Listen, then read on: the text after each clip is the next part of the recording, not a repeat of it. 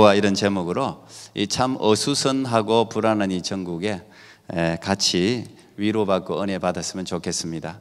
너희가 환난을 당하나 담대하라, 내가 세상을 이기었노라 주님이 말씀하셨습니다. 주께서 또한 평안을 너희에게 끼치노니 곧 나의 평안을 너희에게 주노라. 내가 너희에게 주는 것은 세상이 주는 것 같지 아니하니라. 너희는 마음에 근심하지도 말고 두려워하지도 말라. 우리 주님의 귀한 음성이 여러분 가운데 임하기를 축복합니다. 오늘 성령의 불을 다 받으시길 바랍니다. 오늘 코로나든 무슨 질병이든 어려움이 다 그 하나님의 불 속에 녹아지는 은총이 있기를 진심으로 축복합니다. 오늘 이 시대에는 이 자리에 나오는 것 자체가 믿음이에요. 이 코로나를 얼마나 두려워하고 우리에게 근심을 주는지, 불안을 주는지. 사실은 육신의 질병보다 더 중요한 것은 마음의 질병이라 그러잖아요. 불안과 두려움, 절망, 이것 때문에 사람이 많이 죽는다 그럽니다. 실제로 전쟁터에서도 총에 맞아 죽는 사람보다 두려움 때문에 죽는 사람이 더 많다 그래요. 여러분에게 오늘 큰 믿음과 은혜와 기쁨을 하나님이 허락하시기를 바랍니다. 코로나라는 뜻은 왕관이라는 뜻이라 그러더군요. 이 코로나 세계보건기구 WHO에서 공식적으로 코비드-19 코로나 바이러스 디지즈, 그래서 이 뜻이 그렇다고 합니다. 이게 지금 원래 코로나가 처음 생긴 게 아니죠. 그 전에부터 코로나가 있었는데 이것이 계속 변종이 되고 더 강력한 전염성을 가지고 하면서 신종 바이러스로 2019년에 나왔기 때문에 19라는 말이 숫자가 붙었는데, 그래서 지금 사실 지금까지 없던 기이한 지금 일들이 일어나고 있습니다. 저는 먼저 이 코로나로 말미암아 그야말로 전쟁을 치르고 있는 의료진들을 위해서 여러분 기도해 주시고, 사실은 전쟁터에 뛰어든 사람들과 똑같아요. 많은 사람들이 병원을 찾지 않는 이런 시점에 그들은 병원을 지키고 환자들을 위해서 정말 애쓰시는 분들이 많습니다. 그 의료진에게 힘을 주시도록 기도해 주시고, 또 치료 백신이 빨리 개발되어서 이 불안이 속히 해소될 수 있도록 기도해 주시기를 바라고, 특별히 코로나 확진자로 확진이 되어서 마치 사람들로부터 외면당하는, 확진자라 그러면 다 두려워서 떨지 않습니까? 그 당연하죠. 전염이 강하니까. 확진자들과 특별히 그 가족들에게 하나님의 위로가 저는 넘치기를 바라고, 이 불안으로부터 해방될 수 있으면 좋겠습니다. 또 중국 우한 지역 유령 도시가 됐다 그러죠.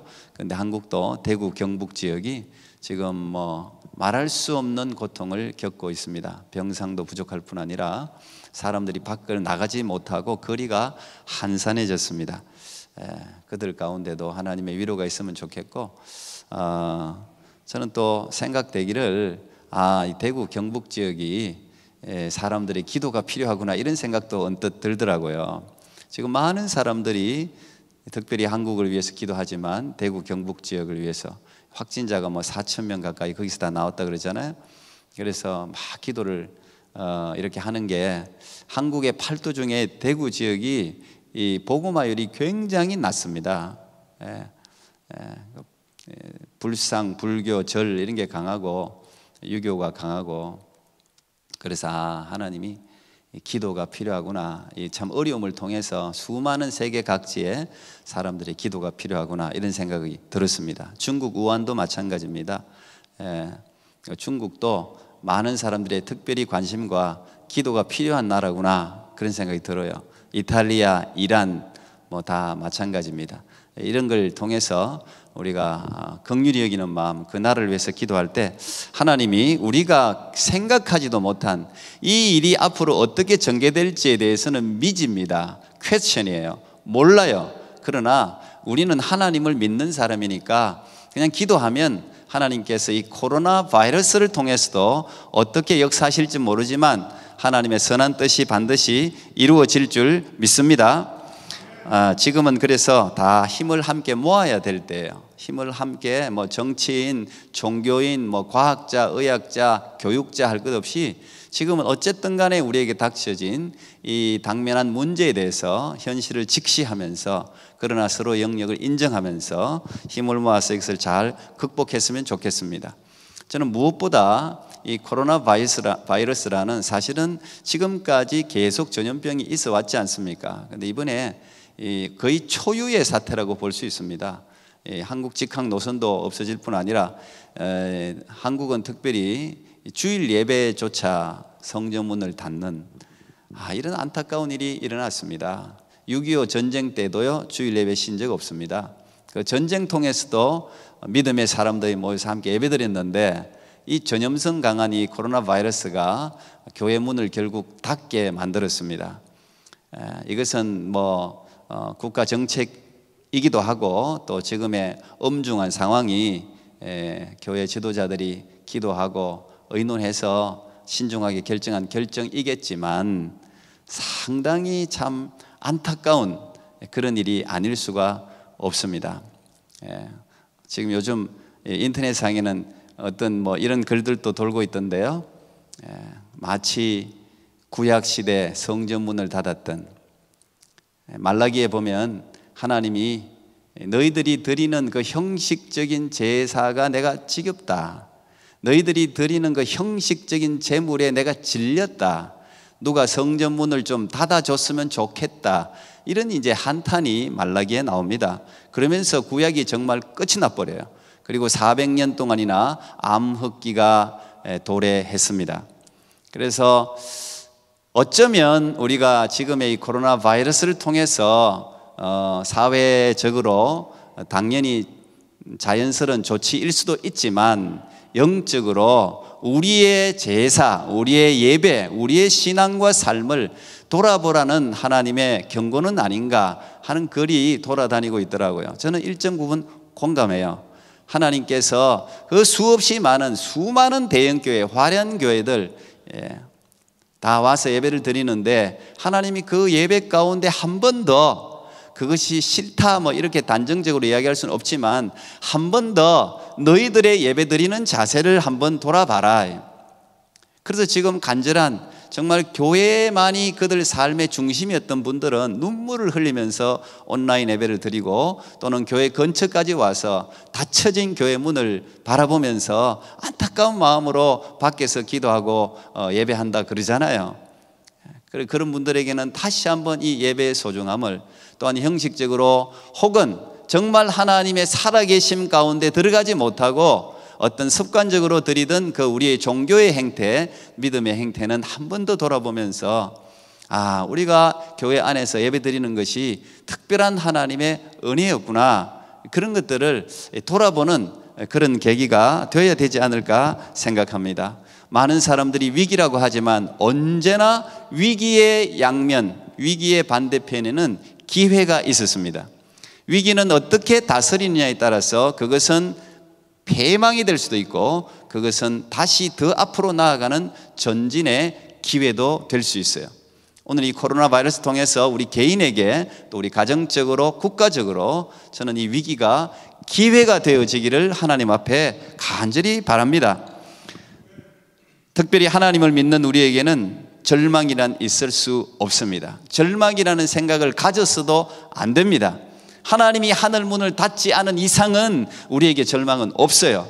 하나님이 이 모든 세상 만유를 통치하고 있습니다. 그래서 오늘 이 코로나 바이러스에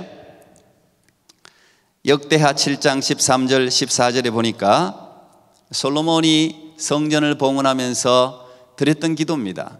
이렇게 기도했습니다. 혹 내가 하늘을 닫고 비를 내리지 아니하거나, 혹 메뚜기들에게 토산을 먹게 하거나, 혹 전염병이 내 백성 가운데 유행하게 할 때에 내 이름으로 일컫는 내 백성이 그들의 악한 길에서 떠나 스스로 낮추고 기도하여 내 얼굴을 찾으면 내가 하늘에서 듣고 그들의 죄를 사하고 그들의 땅을 고칠지라. 하나님의 약속의 말씀, 변하지 않는 말씀입니다. 오늘 이 코로나 바이러스로 불안과 두려움에 있는 교회들이 우리들이 꼭 새겨들어야 할 그런 말씀이라고 생각합니다. 전염병이 유행하게 될 때에, 유행하게 할 때에 때로는 이 전염병도 하나님의 심판의 도구로 사용된 것은 분명합니다. 한국에서 어느 목사님들이 이건 하나님의 심판이라고 이야기했다고 그걸 가지고 또 막 이야기하는 분들이 계시더라고요. 하나님의 심판이 아니라는 증거가 있습니까? 하나님의 심판일 수 있어요. 그러나 지금은 그걸 가지고 막 책망하기보다는 우리가 함께 공동의 죄로, 성경에 보면 언제나 자기가 죄를 짓지 않았어도 민족의 죄악을 가슴에 부여안고 나의 죄로 고백하는 그 죄의 고백을 통해서 하나님이 역사하더라고요. 에스라도 그랬습니다. 느헤미야도 그랬습니다. 모세도 그랬습니다. 바울도 그랬습니다. 성경의 수많은 사람들이 민족적인 어려움이 있을 때 민족적인 죄악을 자신의 어깨에 메고 기도했어요. 그것이 예수님께서 하신 모범이었기 때문에 예수님도 전 세계 인류의 모든 죄악을 한 몸에 짊어지시고 기도하지 않았습니까? 하나님이 그 기도를 들으시고 십자가를 통해서 우리에게 구원의 길을 예배해 주지 않았습니까? 우리가 오늘 이 역대하 7장에 있는 말씀처럼 이 모든 전염병 가운데 고개를 낮추고 스스로 낮추고 얼굴을 하나님을 향해서 시선을 하나님께 맞추고 기도하면 하나님이 이 위기를 분명히 기회가 되게 할 줄 믿습니다. 우리의 신앙이 더욱더 순금같이 정금같이 다루어지는 그런 은혜가 저는 저와 우리 나라와 이 민족 가운데 있기를 소망합니다. 이 모든 사건이 일어났을 때 우리는 사람들마다 바라보는 시선이 달라요. 해석하는 틀이 다 다릅니다. 그럴 수밖에 없어요.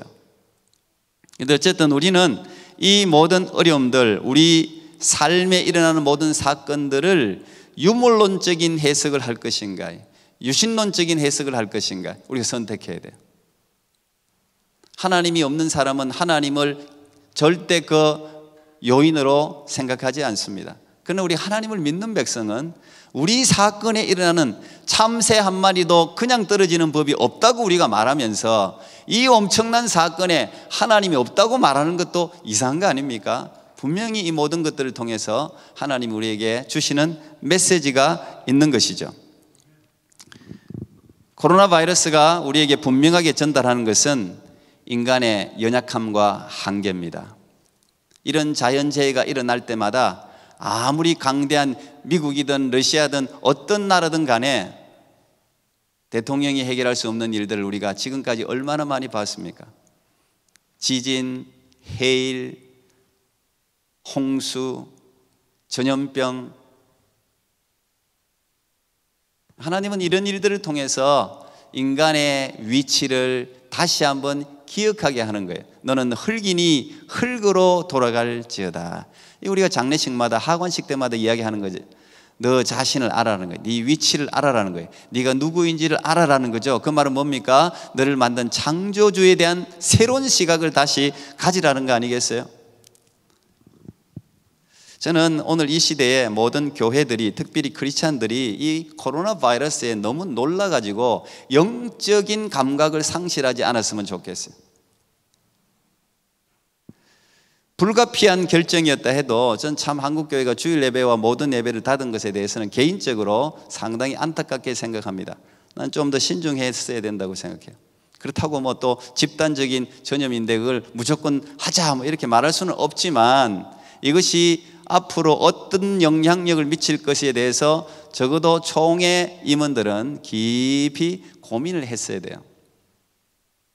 교회는 이 세상의 파수꾼입니다. 영적인 파수꾼이에요. 이 세상을 바라보면서 특별히 이 사건 배후에 있는 영적인 세력들의 실체를 바라볼 수 있는 눈을 우리는 가져야 돼요.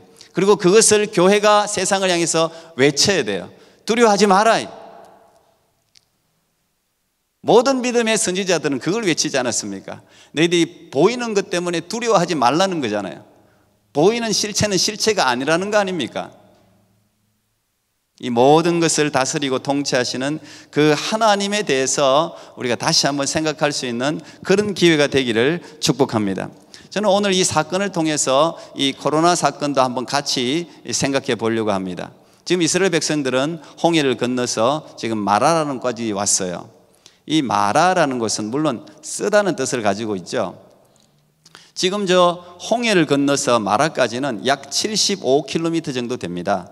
근데 이들이 여기까지 오는데 한 200만 정도가 움직이니까 한 3일이 걸렸다 그래요. 근데 3일 동안 전혀 물을 찾지 못했습니다. 나올 때 어느 정도 물을 가지고 있었겠죠. 3일이면 다 고갈되었을 것입니다.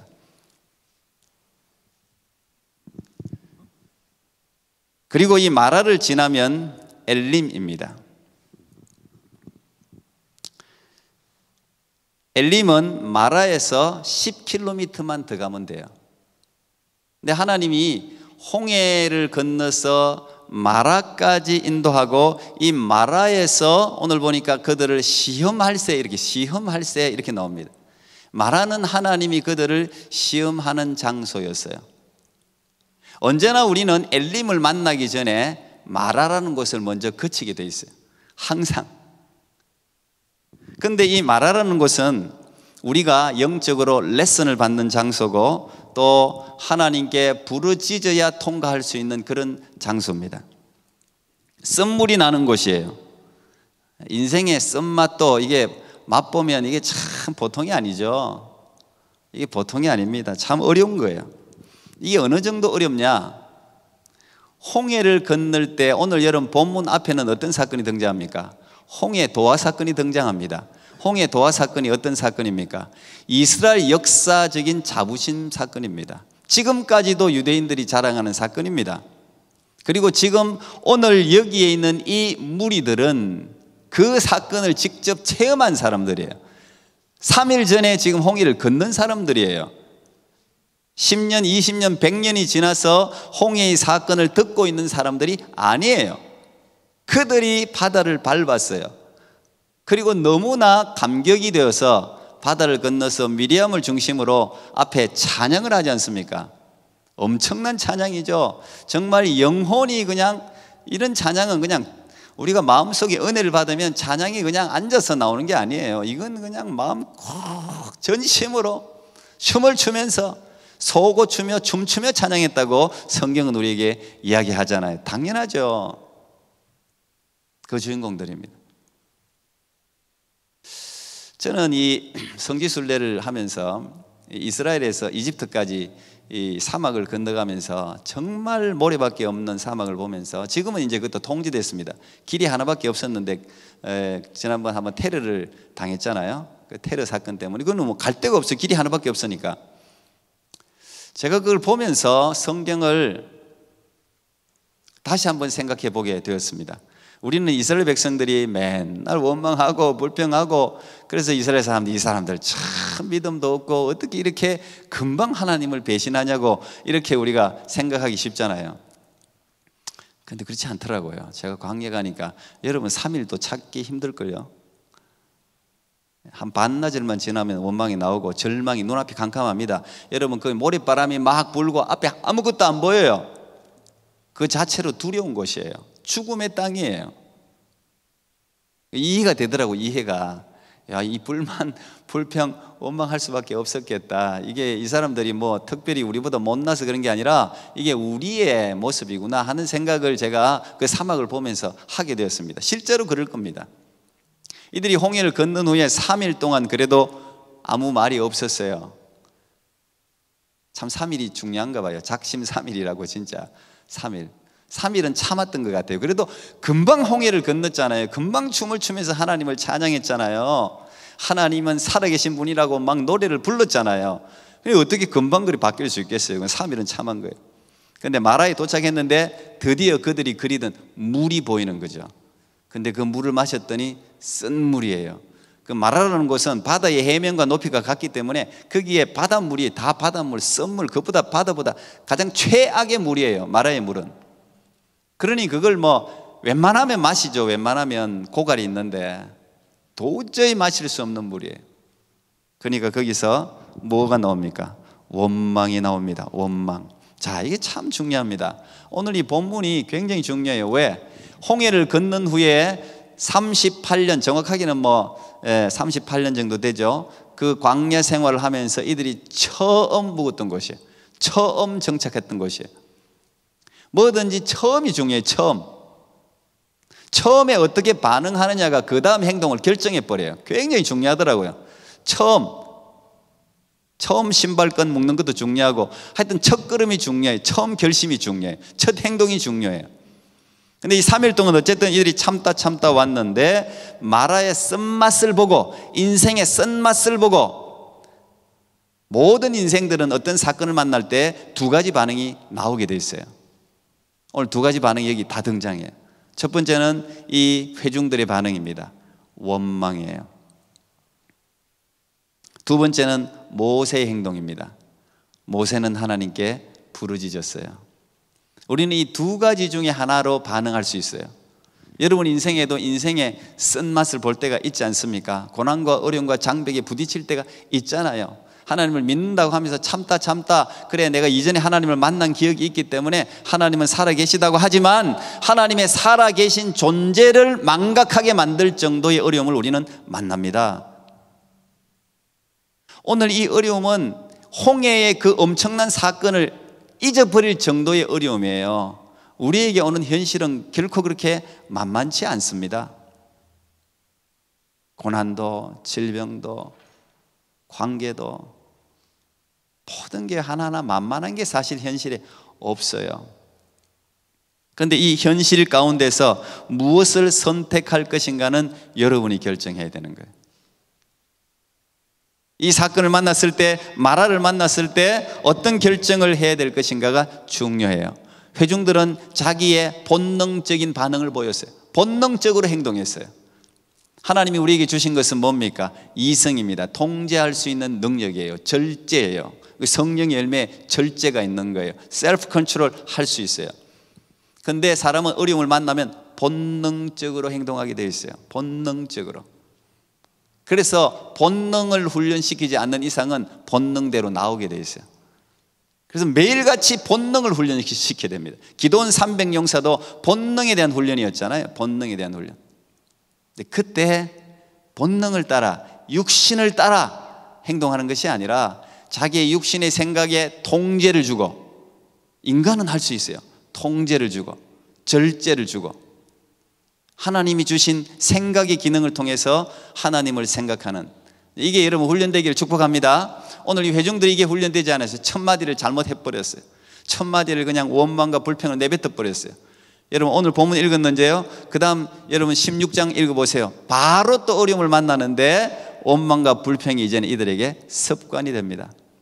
뭐든지 한 번 시작한 일은요, 그 다음 하기가 쉬워져요. 처음에 욕하기가 어렵지요. 상스러운 욕을 입에 한 번 달아버리면 그 다음부터는 자연스럽게 나옵니다. 나오기가 쉬워요. 모든 게 마찬가지예요. 그래서 처음 행동 굉장히 중요해요. 가정적으로도, 죄송합니다만 가정적으로도 이 이혼이라는 이 단어를 처음 여러분들이 머릿속에 등장하고 곱씹고 묵상하면 가정적으로 이혼할 가능성이 많아요. 굉장히 많아요. 폭력, 내가 어떤 상황이 있을 때 내가 무슨 누가 나를 화만 나게 하면 내가 주먹을 휘두르겠다, 뭘 하겠다, 이 생각을 통제하지 않으면 반드시 나오게 돼 있어요. 주먹을 휘두르게 돼 있어요. 그래서 어떤 무엇이든 가지 마음에 우리가 절제하고 통제하는 부분이 참 필요합니다. 코로나 바이러스도 마찬가지예요. 코로나 바이러스를 대하는 우리의 자세, 우리의 생각은 여러분이 결정할 수 있는 거예요. 이걸 어떻게 반응할 것인가요? 두려워하고 불안해서 숨어버릴 것인가? 이 코로나 바이러스를 통해서 하나님이 어떤 일을 할 것에 대한 기대를 하면서 모세같이 부르짖을 것인가? 그건 여러분이 결정해야 되는 거예요. 하나님은 이 마라를 통해서 우리에게 레슨을 주십니다. 반드시 하나님은 엄청난 축복을 주기 전에 마라를 통해서 시험을 하세요. 어쩌면 저는 이 코로나 바이러스가 영적인 대부흥을 가져올 수도 있다고 믿고 있습니다. 만약에 우리가 이 코로나 바이러스를 통해서 교회가 예배에 대한 목마름과 사모함을 다시 회복할 수 있다면, 우리가 가지고 있는 이 신앙을 다시 돌아보고 더욱더 정결하게 가꿀 수 있다면 오히려 영적 부흥이 올 거예요. 오히려 하나님은 이걸 역전시킬 거예요. 그래서 정치 지도자들은 정치 지도자들대로, 종교인들은 종교인들대로 이 앞에 무릎을 꿇어야 돼요. 그리고 자기의 교만을 낮춰야 돼요. 스스로 낮춰야 돼요. 회개해야 되는 거예요. 그러면 하나님께서 살 길을 허락하실 줄 믿습니다. 언제나 하나님은 상황을 역전시키시는 분이십니다. 하나님은 이 마라를 통해서 앞으로 이들이 38년 동안 40년 동안 살아가야 될 광야의 자세를 가르치셨어요. 너희들이 앞으로 어떻게 살아가야 할 것인가요? 광야 생활을 하면서 앞으로 만나게 될 수많은 사건들에 대한 예방주사를 오늘 낳고 있는 겁니다. 그래서 여기서 법도를 행하시잖아요. 가르치시잖아요. 사실 이 본문이 앞뒤가 잘 안 맞아요. 3일 동안 굶어서 왔는데 그들이 마라의 썬 물을 맛을 보고 원망을 했다. 여기까지는 이야기가 이어지는데 그 다음 하나님이 그들을 시험할세 그들에게 율례와 법도를 가르치시고 너희들이 내 말에 순종하면 애굽에 내렸던 질병을 너희에게 내리지 아니하리니 나는 너희를 치료하는 여호와임이라. 이게 뭔가 말이요 안 맞는 것 같아요. 하나님이 마라로 그들을 인도하신 분명한 이유는 레슨입니다. 여러분에게 고난이, 여러분에게 어려움이 있을 때 거기서 하나님의 음성을 찾아야 돼요. 그래서 묵상이 중요한 거예요. 하나님이 레슨하시는 거예요. 야, 너희들 앞으로 이 마라의 쓴맛보다 더 쓴 맛을 맛보게 될 거야. 광야 생활을 하다 보면 수많은 일들을 만나게 될 거야. 그때 생각해라. 그 만나는 고난과 현실의 마음을 빼앗기지 말라는 거예요.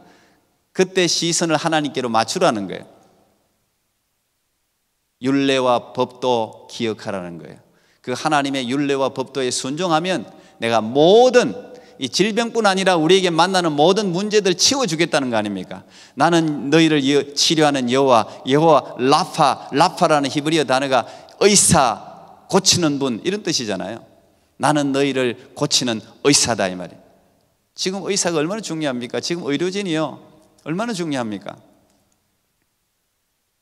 하나님은 못 고칠 질병이 없는 줄 믿습니다. 하나님은 이 모든 것들을 통해서 우리가 하나님을 알기를 원하세요. 그래서 늘 너무 기쁘게 홍해를 건너서 그들이 잔치 분위기 아니었겠어요?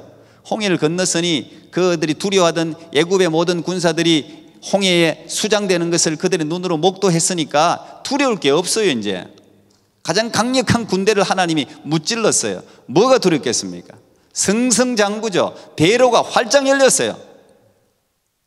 참 요상하죠. 참 희한해요. 하나님은 언제나 우리가 막 기뻐하는데 그 다음 꼭 뭔가를 만나게 해요. 우리가 막 그냥 자만하지 못하도록 항상 하나님은 언제나 우리 앞에 하나씩 우리가 헤쳐나가야 될 문제들을 두시더라고요. 시험하시더라고요. 홍해 후에 마라를 바로 만나지 않습니까? 그것은 멈추라는 뜻이에요. 너희들의 방만한 마음을 다시 빗장을 잠그라는 이야기예요. 영적인 안일함을 다시 긴장으로 바꾸라는 거예요. 항상 깨어 있으라는 게 성경이 우리에게 주는 교훈이잖아요. 쉬지 말고 기도하라는 게 성경이 우리에게 말씀하시는 하나님의 뜻 아닙니까? 선줄로 생각하는 자 넘어질까 조심하라. 하나님이 마라를 통해서 그들을 멈추게 하셨어요. 다시 이야기하시는 거예요. 다시 기억해라 말. 여호와를 다시 기억해라. 하나님이 누구신지에 대해서 다시 재교육을 시키는 것입니다.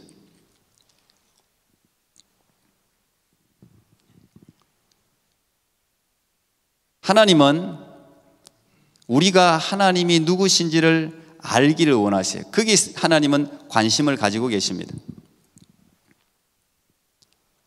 호세아 6장 1절부터 3절까지 보니까 오라 우리가 여호와께로 돌아가자. 여호와께서 우리를 찢으셨으나 도로 낫게 하실 것이요 우리를 치셨으나 싸매어 주실 것임이라. 여호와께서 이틀 후에 우리를 살리시며 셋째 날에 우리를 일으키시리니 우리가 그의 앞에서 살리라. 그러므로 우리가 여호와를 알자. 힘써 여호와를 알자. 모든 선지자들의 공통된 외침이었습니다. 인생의 승패는 하나님에 대한 지식에 있습니다. 모든 인생의 성공과 실패는 하나님에 대한 지식의 유무에 달려 있습니다. 하나님은 이 마라를 통해서 그 사실을 우리에게 말하고 싶으신 거죠. 호세아 4장 6절에 보니까 내 백성이 지식이 없으므로 망하는도다. 네가 지식을 버렸으니 나도 너를 버려 내 제사장이 되지 못하게 할 것이요 네가 네 하나님의 율법을 잊었으니 나도 네 자녀들을 잊어버리라 그랬습니다. 오늘 하나님이 10가지 애굽의 재앙을 다시 회상시키면서 너희가 율례와 법도를 지키면 내가 이 모든 재앙을 너희에게 내리지 않게 하겠다고 말씀하시잖아요. 사실 애굽에 내렸던 그 10가지 피로부터, 나일강 피로부터 해서 애굽의 장자들의 죽음까지 이 모든 재앙들은 인간이 이길 수 없는 재앙들입니다. 거기에 유행병, 가축 돌림병도 있지요.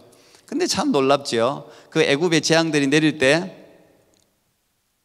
하나님이 이스라엘을 고센 땅에 구분하시고 애굽 사람들은 질병으로 쓰러지고 죽고 고난을 당하는데 이스라엘 백성들 그 땅에는 그런 질병이 하나도 찾아오지 않도록 하셨어요. 믿습니까? 이 놀라운 거예요. 사람만 그런 게 아니에요. 애굽에 속한 가축들은 가축 돌림병으로 다 죽는데 이스라엘 사람들에게 속한 가축들은 하나도 죽지 않았어요. 하나님이 보여주신 거예요. 구별할 수 있다는 거예요. 난 여러분 코로나 바이러스로부터 여러분을 지켜주시기를 축복합니다. 하나님이 붙드시면 무엇이 여러분들을 침범할 수가 있겠어요? 그러면서 이 출애굽기를 보면 출애굽기 9장 16절에 하나님이 이런 말씀을 하셨습니다. 모든 재앙을 통해서 하나님이 하고자 하셨던 원래 목적, 내가 너를 세웠으면 나의 능력을 네게 보이고 내 이름이 온 천하에 전파되게 하려 하였음이니라. 모세를 세운 이유, 애굽에 10가지 재앙을 내린 이유는 다 뭐예요? 애굽 신들이 태양신을 섬기고 모든 파리신, 수많은 신들을 섬겼는데 이 신들 가운데 하나님만이 여호와라는 사실을 보여주고 싶은 거예요. 왜? 하나님을 알아야 구원이 있으니까. 오늘도 하나님은 우리의 일상에 일어나는 모든 사건들을 통해서 하나님을 알기를 원하는 거예요. 저도 목사라서 하나님에 대해서 연구하는 사람이잖아요. 어떻게 보면 전문가라고 볼 수 있어요. 늘 성경을 보고 하나님이 어떤 분인가를 늘 봐요. 우리 청년들이 큐티를 제가 이제 가르치는데 큐티의 가장 중요한 질문은 하나님은 누구신가를 찾아내는 거예요. 하나님은 누구신가를 하나님 말씀에서 찾아내는 거예요. 가장 중요한 큐티의 질문이에요. 하나님이 누구신가를 하나님이 가르치는데 저도 계속해서 제 개인적으로 지금도 당면한 문제를 통해서 교회적인 문제를 통해서 자꾸 하나님에 대해서 가르치는 거죠. 제가 몰랐던 하나님에 대한 지식이 자꾸 생기는 거예요. 아니면 제가 희미하게 알았던 그 하나님에 대한 믿음을 새롭게 가지라는 거예요. 그 사건을 통해서 하나님은 자꾸 우리를 시험하세요. 네가 진짜 믿느냐는 거예요. 진짜 네가 믿느냐는 거예요. 하나님이 네가 알고 있는 그 하나님의 지식이 너의 현실의 삶에서 그대로 받아들일 수 있느냐고 우리에게 자꾸 묻는 거예요. 그러면서 별것도 아니에요. 마라 나무 가지 하나를 집어 던졌더니 그게 단물이 됐다. 그래서 사람들은 또 이 나무가 어떤 나무냐, 그게 선물을 단물로 만들게 하게 하는 아주 희귀한 나무구나, 나무에 관심을 가져요. 물론 그런 성분이 그 나무에 있을 수 있죠. 근데 그 나무 하나가 무슨 200만이 넘도록 먹을 수 있도록 그 단물로 만들어낼 수 있습니까? 하나님 샘플로 보여주는 거죠. 어떤 사람은 그게 예수 그리스도의 십자가 나무라고도 말하기도 하는데 어쨌든 그것은 하나님이 하시는 거예요. 저는 여러분들이 하나님을 알기를 축복합니다. 하나님을 알아야 돼요. 하나님을 알면은 거기에 인생의 해답이 있어요. 하나님에 대한 지식이 있으면 거기에 모든 치유의 능력이 거기서 있을 줄 믿습니다. 하나님은 우리가 편한 삶을 사는 것을 원하시는 것이 아닙니다. 하나님은 우리가 믿음의 삶을 살기를 원해요. 의로운 삶을 살기를 하나님은 원하시는 것입니다. 엘림은 마라에서 10km만 가면 있어요. 여러분 조금만 더 걸어갔으면 엘림이 있어요. 엘림은 사막의 오아시스입니다. 그런 곳이 없어요. 거기는 휴양지입니다. 휴양지. 엘림도 가봤는데 지금도 종려나무 가지가 있고 지금도 샘들이 있어요. 그 당시에 200만이 넉넉하게 휴양할 수 있는 정말 천국이 따로 없구나라고 느낄 정도의 휴양지예요. 근데 뭘 지나야 돼요? 마라를 지나야 돼요. 그냥 처음부터 엘림으로 인도했으면 얼마나 좋아요. 근데 하나님은 곧 딱 10km, 조금만 더 가면 돼. 조금만 더. 누가 그러더군요. 1등과 2등의 차이는 별거 아니라고. 10분 상관이 10분. 누가 먼저 불을 빨리 끄나 1등, 2등이 서로. 근데 2등이 불 끄고 난 뒤에 10분 후에 1등이 불을 꺼요. 별것도 아니에요. 우리가 신앙도 마찬가지예요. 조금만 더 인내하면 돼. 조금만 더 가면 돼요. 조금만 더 가면 엘림이 있는 거예요. 마라에서 지치고 쓰러지고 포기하고 절망하고 낙심하면 엘림의 영광, 엘림의 휴식과 안식을 우리는 누릴 수가 없는 거예요. 여러분, 신앙생활은 언제나 그렇습니다.